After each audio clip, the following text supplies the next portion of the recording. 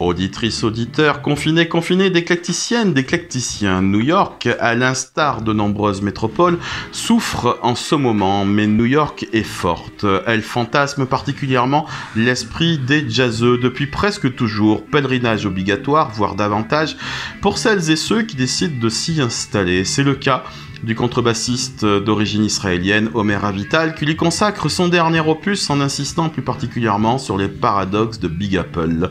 Énergique, gigantesque, tout en étant proximité, solidaire, cosmopolite par essence et par excellence, vibrante, vivante. L'album New York Paradox est sorti le 10 avril par le quintet Cantar du contrebassiste Omer Avital, maître d'œuvre du projet. Second disque du gang, compositeur en chef bien entouré par Asaf Yura au saxophone ténor et soprano, un deuxième sax ténor en la personne d'Alexander Levin, Eden Leydin est au piano et Ofri Nechema à la batterie. Avital signe ainsi un premier album sur son propre label Sam Sama Records en partenariat avec le label participatif français très actif Jazz and People.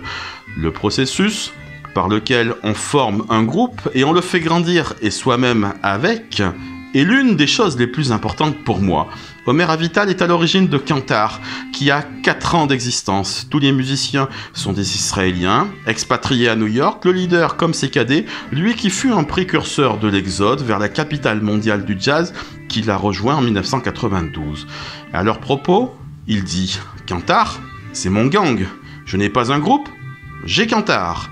Leur terrain de jeu favori, où ils se sont aguerris, est le Wilson Live, le lieu qu'Omer Avital a ouvert dans le quartier de Bushwick, à Brooklyn, avec l'objectif que cela devienne un foyer créatif pour les musiciens de Brooklyn. Le dernier titre de l'album fait d'ailleurs référence au lieu, Bushwick After Dark, du Pure Swing Made in Brooklyn. On retrouve, dans l'album, l'énergie du quintet, la couleur méditerranéenne orientale mixée avec la passion, le feeling, la créativité, la chaleur, et l'histoire des clubs new-yorkais.